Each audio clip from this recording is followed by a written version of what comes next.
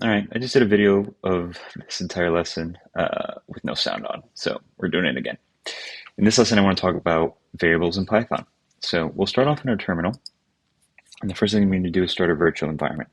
So I will source my virtual environment. In my case, mine is called venv_name, and then you have to access the bin and activate.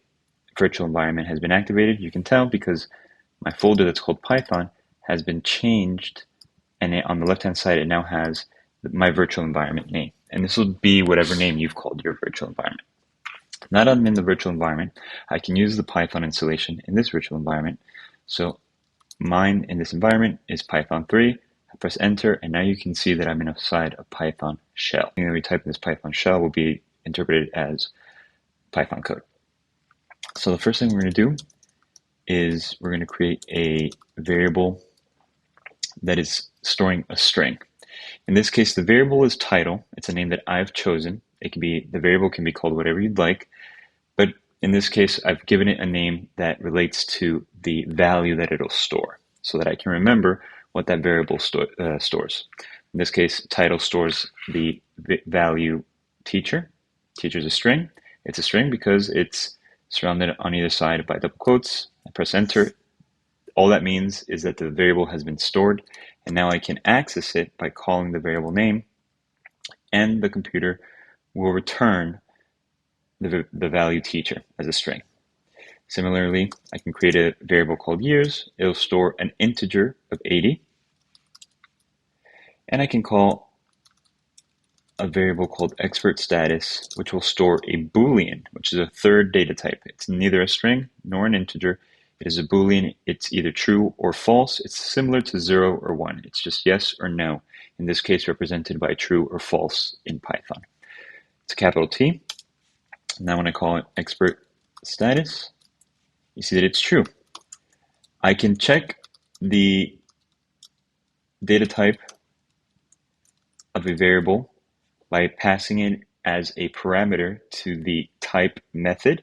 You can see here that type method is returning a class bool, indicating that the variable stores a data type of class boolean. Next, we can use these variables that we've stored to print out statements, right? And a print is different than a return.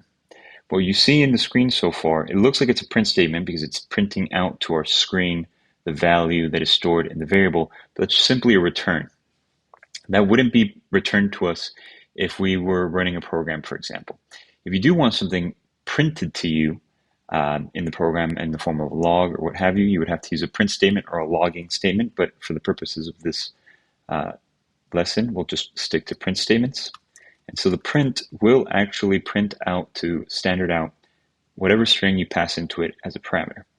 In this case, I'm going to say Nick is a professional title. And so what happens here is that print takes in as a parameter whatever string you want to pass to then have it printed out into your standard out. In this case, we're passing in a string. Nick is a professional. Again, it's a string because it's surrounded by double quotes. And to that string, we concatenate or add, using the plus sign, our variable title. You can see that when we print it out, we get a string, Nick is a professional teacher. It doesn't print out title, it prints out teacher, the value that is stored in the title variable. So that's printing out a string with a concatenation to another string. We can print out a string that has a concatenation to integers. So it's a bit wordy. So here we're saying we have a string. He has been coding for. We want to concatenate it to our variable years. And then we want to concatenate it to an actual string, years, to indicate that he has been coding for 80 years. Notice that years in this case is within a method called str, which stands for string. What str does is that whatever value is passed as its parameter, or is passed within its parentheses, will be cast to a string so that it can be properly concatenated with other strings. Because years is an integer, it doesn't behave the same way as a string, and so it has to be cast to a string in order to have the same functionality as a string. We can do the same thing with a Boolean value. So we can say print str expert status. We see that expert status is true. Now, expert status is a Boolean. It's not a string, even though it has the word true or false. It is its own data type. It's not considered a string, so it still has to be cast to a string in order to be usable with other strings. Finally, we'll talk about an F string. And so the difference between a normal string and an F string is that an F string is preceded by an F, right? And with an F string, you don't have to worry about casting values yourself. Anything that is passed to an F string within curly braces, which is what you see on my screen now, gets converted or casted to a string perfectly. So expert status is a boolean, it'll get cast to a string. You could have passed years as an integer, it would have casted to a string as well. The F string handles the casting for you. Again, an F string is initiated by starting the string with a preceding F, and then whatever value or variable you want to cast to a string gets passed in inside of the curly braces. And that's it. Now that I'm done with Python, I'm going to exit the Python shell within my virtual environment. Now that I've exited the Python shell, I'll deactivate the virtual environment. In order to do so, I'll just type in deactivate,